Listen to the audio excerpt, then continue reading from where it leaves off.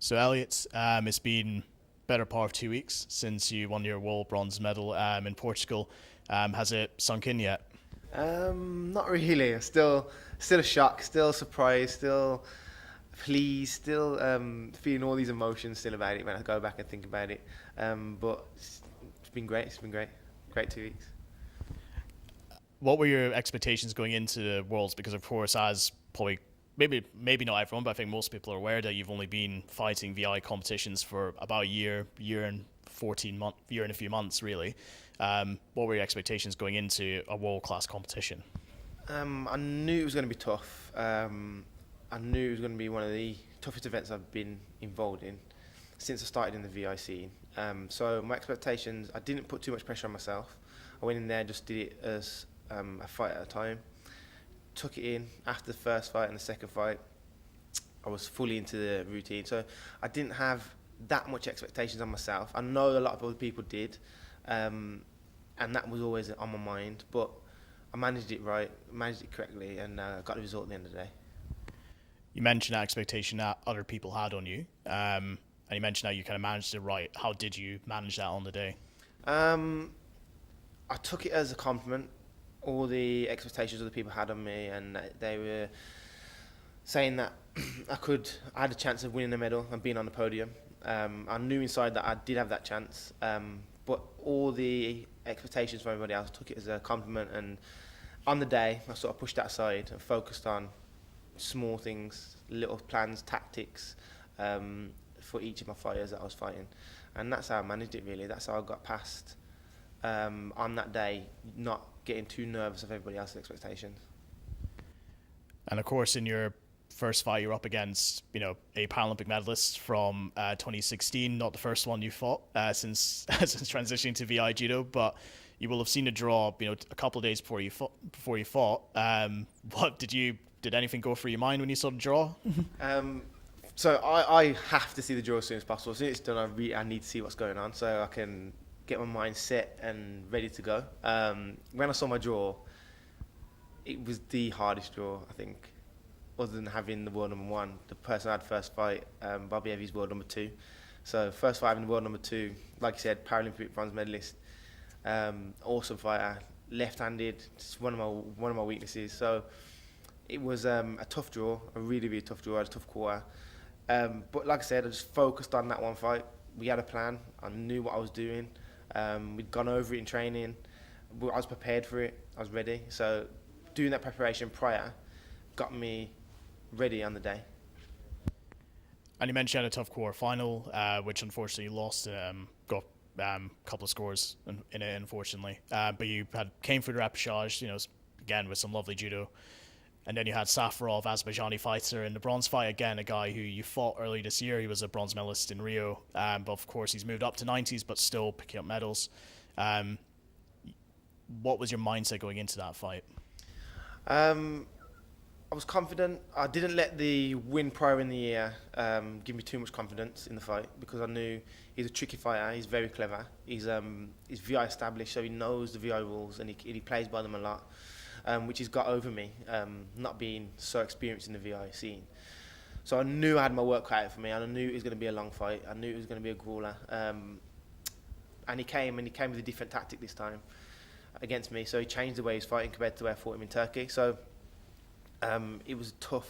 It was my toughest fight of the day, actually. He really came to win that fight. I had to fight hard. I had to defend. I had to attack. It came down to penalties. We had 2 penalties each. It came down to the last penalty in the end. But that last penalty is, again, something that we worked on. We worked on tactically beating them instead of me going there trying to throw. Sometimes I got to hold back, be patient, and tactically beat my opponents, especially if they're one of the top players in the world, especially if they're experienced in the VI scene, unlike I am. So I'm still learning. I'm still gaining knowledge over my opponents and over the VI scene. It was a tough fight. I was so pleased with the result. I felt like I deserved it. Everything went to plan. It's just one of those days where everything goes to plan. And of course, what went through your head when you realised that you'd won that bronze medal when the referee gave that third and final Shido to Safarov? Um, when I was in the tunnel, I was still upset about losing in the quarters, and I didn't see it as a bronze fight. To be honest, I saw it as just another opponent. As like I said, I was taking each fight as it came. But when the referee gave that final penalty, then it dawned on me. Then relief. I had a flashback of all the things I've been through throughout the year, my injury, my family, everything in that 5 seconds before I even batted off. So it was overwhelming. It was very, very overwhelming. Joy, pleased. It was that medal is probably the medal I'll always remember. That first world bronze medal is one of the medals I'll always remember. And you touched on it just there about what went through your head. Obviously, one of the big things was everything that's happened to you this year, but obviously, your family as well. This is your first year as a full-time athlete, on the Olympic and Paralympic program. How have you found that transition from being in the working world, having a job, to now being a full-time athlete, and I suppose with all the other challenges as well? How have you found that? It has its ups and downs. This is a dream job overall. Coming from the working world over to doing a sport that I love to do, training full time, pushing myself to my limits, trying to become the best in the world. That's what people dream to do, and that's what I'm doing full time is my job. So there is no complaints. It's like I said, it's one of the best things I can be doing. But I've got a family at home, so it's difficult. I've got to be here every day training, and I've got to go away and travel and leave them behind. So it's one of these things where it's not just me; it's all of us have got to be on board for me to do this, for me to be on this track to becoming Paralympic champion. So it's not just something that I want; it's something that my whole family wants. And when we all want it, that's when I can start pushing and driving. I've got no regrets.